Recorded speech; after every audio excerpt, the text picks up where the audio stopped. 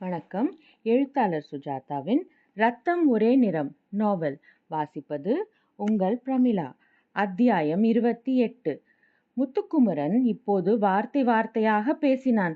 ஐயா, நான் கப்பல் மேலே ஏறினனா, அந்த ஆளு துரை சம்சாரத்தை வச்சுக்கிட்டு நிலா வெளிச்சத்துல பேசிட்டு இருந்தானா, அவனை பின்பக்கமாக குத்த போறதுக்குள்ள அந்த அம்மா சத்தம் போட்டுருச்சு. துரை உஷாராயிட்டான். ஏறக்குறைய குத்திட்டேன். 2 பேரும் கவுத்துல விழுந்துட்டோம்.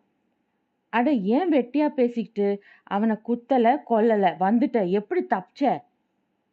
என்னை பிடிச்சு கப்பல் விளிம்புல பலவை வச்சு முகனையில நிக்க சொல்லி என் கையை கட்டி போட்டு 4 பேர் குறி வச்சு சுட்டாங்க ஐயா.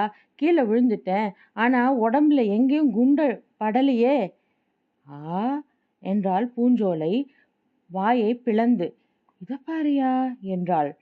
எனக்கு ஆச்சரியமே இல்லை என்றார் பைராகி. நீ போறப்ப ஸ்தூல பஞ்சாட்சர மந்திரத்தை ஓதி உன் கூட அனுப்பிச்சேன் இல்ல, அது நீ செத்தே போயிருந்தாலும் இங்கக்கும் யமபுரத்துக்கும் இடையில 19,000 காதம் இருக்குது இல்ல.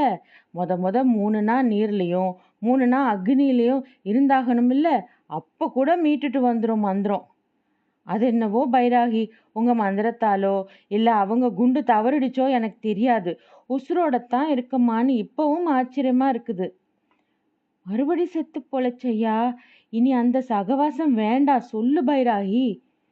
ஏய் பூவு, நீ இங்க கடந்து என்ன செய்யற? உன் கூட்டத்தவங்க எல்லாம் எங்க? தாத்தா எங்க? சிவகாமி எங்க? உன் புருஷன் எங்க? எல்லாரையும் விட்டுட்டு வந்தேன்யா. எதுக்கு? உங்கூட வரத்தான். புருஷனை விட்டுட்டா? ஆமா, அவன் என் புருஷனாயா? பாத்தியா, பொட்ட புள்ள எப்படி பேசுது பாரு. உன்னையே நினைச்சுக்கிட்டு இருக்குதான். உங்கூட தான் வருமா? பூவு, அதெல்லாம் நடக்காது. முதக்கா உன் ஊரை பார்க்க கூட்டத்தை பார்க்க போயிரு. நீ செய்தது பெரிய தப்பு. அதை விட பெரிய தப்பு அவங்க செஞ்சாங்களேயா. நீ செத்துட்டேன்னு சொல்லி ஏச்சுப்புட்டு தானே கல்யாணம் செஞ்சு வச்சாங்க. அவங்கள கேட்குறவங்க இல்லையா? இதை பாரு, எல்லார் முன்னிலையும் உங்க தாத்தா கூட சொல்லி போட்டுட்டு நானே உன் கல்யாணத்துக்கு சம்மதம் தெரிவிச்சிட்டு வந்தேன். அவங்கள குத்தம் சொல்லக்கூடாது. என் கூட நீ வர முடியாது. ஏனா, நான் வடக்க போறேன்னு சொன்னேன்ல. வடக்க உனக்கு என்னடா தெரியும்? ஒரு இளவும் தெரியாது பைராகி. ஆனா நான் போய் ஆகணும். துரை அங்கதான் போயிருக்கான். உனக்கு பாஷை தெரியுமா? உங்களுக்கு தெரியுமா பைராகி? எனக்கு தெரியாத பாஷை இல்லை. துரைக்கு சமானமா அவன் பாஷை பேசுவேன். இந்துஸ்தானி பாஷை, சமஸ்கிருதம், வங்காளக்காரன் பாஷை, தெலுங்கு எல்லாம் பேசுவேன். அப்ப கூட எங்கூட வந்துருங்க பைராகி. அப்ப எங்கூட வந்துருங்க பைராகி. 2 பேரும் வடக்க போயிடலாம். அவனை துரத்திக்கிட்டு. அங்க கலகம்னு சொல்றாங்க. கலகம்னா உங்களுக்கு இன்னும் சுகம் இல்லையா பைராகி? எனக்கு உங்களை விட்டா யார் துணை இருக்காங்க? அப்படியே எனக்கு இமாலய மலையில குருநாதர் இருக்காரு.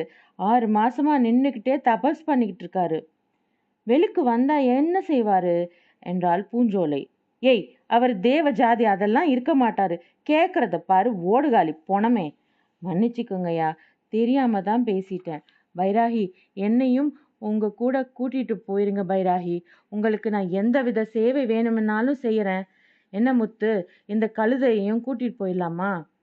சேச்சே, பேச்சே இல்லை. மற்றவன் சம்சாரம் அது. எல்லாத்தையும் விட்டுட்டு தான் உங்க கூட வந்திருக்கேன்னு சொல்றேன். இப்போ பூஞ்சோலை அழ ஆரம்பித்தாள். இப்போ நான் திரும்பி போனாக்க என்னை கூட்டத்தில் சாவடிச்சிருவாங்க. ஏற்கனவே சாவடிக்கத்தான் வந்தாங்க. தப்பிச்சுட்டு வந்தேன். என்ன செஞ்சாங்க? வந்து பாம்பை மேலே விட்டாங்க. 8 நாள் பட்டினி போட்டாங்க. தலைமயிரை வெட்டி என்னை ஏரிக்குள்ள தள்ளினாங்க. எல்லாம் போய். நிசமாத்தான் பைராகி, சொல்லுங்கய்யா. பைராகி அவளை மேலும் கீழும் பார்த்து, இவ சொல்றது ஒரு விதத்தில் வாஸ்தவம்தான். இவளை இனி கூட்டத்தில் சேர்க்க மாட்டாங்க, சாவடிச்சிருவாங்க. இதை பாருங்கய்யா, நிசமா சொல்லு, நான் சாக விருப்பமா? நாங்க காடு மலை நடந்து போவோம். ஒரு பொம்பளைய எப்படி கூட்டிட்டு போக முடியும்?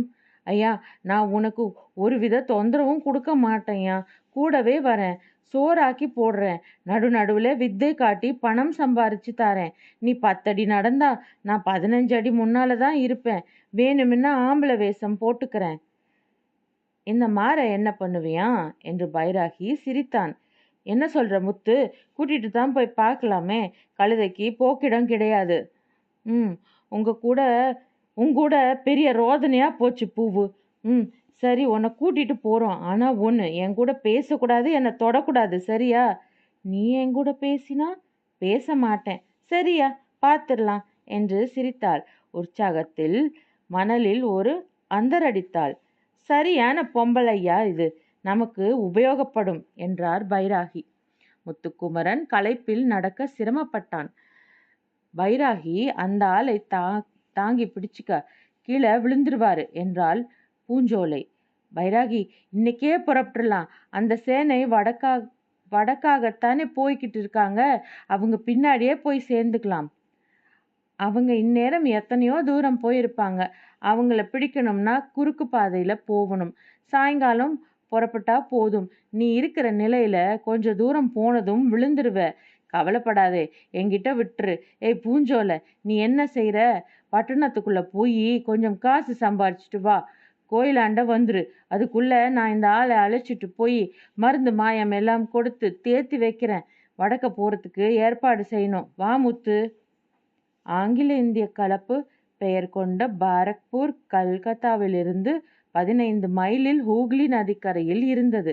அங்கு மர நிழல்களுக்குள் மறைந்திருந்த மிலிட்ரி பாரக்கிற்கு அருகில் 70 ஏக்கர் நிலப்பரப்பில் செல்வ செழிப்பும் சீரழிவும் கலந்த வினோத பிரதேசத்தில் கானிங்கன் மாளிகை அமைந்திருந்தது. ஸ்டக்கோ வகை முன்னமைப்புகள், பச்சை பரவி மர நிழவுகள், ஏறக்குறைய இருட்டாகிவிட்ட பூமியில் சின்ன சின்ன ஸ்விஸ் வகை குடிசைகள், விருந்தாளிகள் தங்குவதற்கு பங்களாக்கள், அரசாங்க யானைகள், நதியில் காத்திருக்கும் படகுகள். நீல் கவர்னர் ஜெனரல் மாளிகையை அடுத்த நதி தீரத்தில் கானிங் பிரபுவுக்காக காத்திருந்தார். கடற்பிரயாண களைப்பு அவர் முகத்தில் தெரிந்தது. இங்கு வந்தால் எல்லாம் அவசர கதியில் இருக்கும் என்று எதிர்பார்த்தவருக்கு கவர்னர் படகு பிரயாணம் போயிருக்கிறார் என்பது ஆச்சரியத்தை அளித்தது. ஏடிசியிடம் எப்போது எங்கே புறப்பட வேண்டும் என்ற தகவல் இல்லை. சென்னையிலிருந்து புறப்பட்ட துருப்புகள் வந்து சேரும் வரை இங்கிருந்து புறப்பட முடியாது. ஆனால் இங்கே இருக்கும் சோம்பேறித்தனமான சூழ்நிலையை பார்த்தால் கலகமா? அது எங்கே? இது மயக்கமா?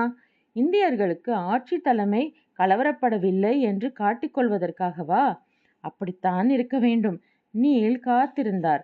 உடைவாள் தரையில் இடிக்க, சென்னையை விட இங்கு அதிகம் வியர்த்து வாங்க, செக்கச் சிவந்த முகத்தையும் ஏராளமான நெற்றி புருவங்களையும் துடைத்து கொண்டு காத்திருந்தார். தோட்டத்தில் குதிரைகள் திரிந்தன. தூரத்தில் அந்த யானை அசைந்து கொண்டிருந்தது. பாம்புகள் இருக்கலாம். பொந்தும் புதரும் அதிகமாக இருந்தன. ஹூக்ளி நதி பழுப்பாக சஞ்சரித்தது. என்ன ஒரு விரயமான பொழுதுபோக்கு! தூரத்தில் அந்த பெரிய படகு தெரிந்தது. தங்கமும் வெண்மையும் வெயிலில் மின்ன, கரையோரத்திலிருந்து வேலைக்காரர்கள் இழுத்து கொண்டு வர, ஆணவ பொன் பறவை போல மின்னிக்கொண்டு வந்தது. கவர்னர் ஜெனரல் கல்கத்தாவுக்கும் பாரக்பூருக்கும் இடையே பிரயாணம் செய்ய ஏற்பட்ட அரசாங்க மாளிகை படகு அது. அதில் ஆங்கிலத்திலும் வங்காள பாஷையிலும் சோனாமுகி என்று எழுதியிருந்தது. ஏறக்குறைய ஒரு பங்களா போல இருந்தது. எத்தனை செல்வ சிறப்பு என்று தனக்குள் வியந்து கொண்டார் நீல். அவர்கள் கலகம் செய்வதில் ஆச்சரியம் இல்லை. இறங்குதுறைக்கு பத்திரமாக பாலம் அமைக்கப்பட நீல் அதில் நடந்து படகுக்குள் நுழைந்து கானிங் பிரபுவை சந்திக்க சென்றார். அந்த படகில் டிராயிங் ரூம், படுக்கை அறை, 2 அலங்கார அறைகள் எல்லாம் இருந்தன. எல்லாம் வெண்தங்கத்தில் அலங்கரிக்கப்பட்டிருந்தன.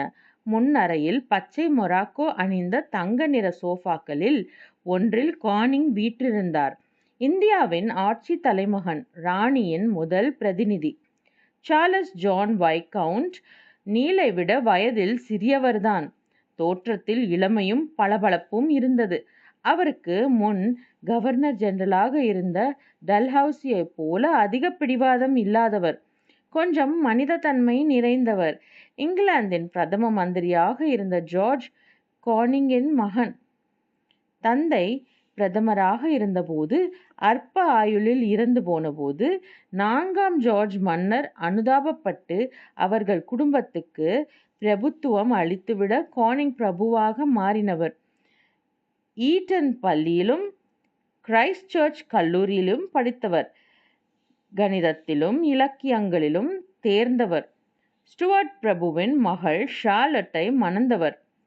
பார்லிமெண்ட்டுக்கு சென்று அரசாங்கத்தின் கவனத்துக்கு உள்ளாகி 1855 இந்திய கவர்னர் ஜெனரலாக நியமிக்கப்பட்டவர். இப்போது நீலின் கவனத்தில் அவர் சற்றே கவலை முகத்துடன் இருப்பதாகத்தான் தெரிந்தது. கர்னல், எப்படி பிரயாணம் என்றார். பரவாயில்லை என்றார் நீல் சுற்றிலும் பார்த்து. அழகான படகு என்றார். ஆம் ஆம், ஹேஸ்டிங்ஸ் தனக்காக கட்டிக்கொண்டாராம். சலவை கல்லில் குளிக்கும் அறை கூட இருக்கிறது. துருப்புக்கள் எப்போது வந்து சேருவார்கள்? 4 தினங்கள் ஆகும். உடனே புறப்பட வேண்டும். எங்கே? அலகாபாத், கான்பூர். ஹேவ்லாக் ஏற்கனவே புறப்பட்டு போயிருக்கிறார். அவருடன் உங்கள் படையும் சேர்ந்து கொள்ள வேண்டும். நிலைமை தீவிரமாக இருக்கிறதா? இதுவரை வந்த ரிப்போர்ட்டுகளிலிருந்து சரியாக சொல்ல முடியவில்லை. கான்பூரில் ஜெனரல் வீலரின் நிலைமை சற்று மோசமாகும் போல் இருக்கிறது. லக்னோ பரவாயில்லை. லாரன்ஸ் சமாளித்து விடுவார் போல தெரிகிறது. இதுவரை அங்கு ஒன்றும் நிகழவில்லை. எல்லாம் நலம் என்று செய்தி வந்திருக்கிறது. என்ன நடந்தது? ஏன் இந்த கலகம்? எல்லாம் டல்ஹவுசி செய்ததின் விளைவுதான். என்ஃபீல்ட் துப்பாக்கி என்று சொன்னார்கள். துப்பாக்கி கலகம் வெடிக்க ஏற்பட்ட கடைசி காரணம். உண்மையான காரணம் டல்ஹவுசி காலத்தில் நாம் ஆக்கிரமித்த பிரதேசங்கள்தான். ஏய்! கானிங் பிரபு கைதட்டி அரைவாசலில் சிவப்பில் அங்கியும் குறுக்கே வெண்பட்டையும் அணிந்து விரைப்பாக நின்று கொண்டிருந்த இந்திய சிப்பாய்களை விலகி போகச் சொன்னார். ஏதாவது சாப்பிடுகிறாயா? பல வகை மதுக்களும் பண்டங்களும் இந்த படகில் நிறைந்திருக்கின்றன. வேண்டாம், சொல்லுங்கள். கவர்னர் உட்கார் என்றார். கர்னல் நீல் மரியாதையுடன் நாற்காலி விளிம்பில் உட்கார்ந்தார். இந்த படகை பார், இதுவே அவர்களுக்கு உறுத்தும். விடுமுறை தினங்களில் கங்கையில் மனைவியுடன் உல்லாச பயணம் செல்வோம். கூட எத்தனை படகுகள் தெரியுமா? 20. எத்தனை சேவகர்கள் தெரியுமா? 400. சோனாமுகி, தங்க முகம். நீல் மௌனமாக இருந்தார். கர்னல், அந்த செய்தி எனக்கு மே மாதம் 10ஆம் தேதி வந்தது. முதலில் நான் அதை நம்பவில்லை. கானிங் பிரபு பச்சை நிழலில் அமைதியாக பொதிந்திருக்கும் பங்களாக்களையும் ஹாத்திகானாவில் சோம்பேறித்தனமாக அசைந்தாடிக் கொண்டிருக்கும் அரசாங்க யானைகளையும் பார்த்து கொண்டே தொடர்ந்தார். இத்துடன் 28வது அத்தியாயம் நிறைவடைகிறது. நாளை 29வது அத்தியாயத்தில் சந்திப்போம். வணக்கம்.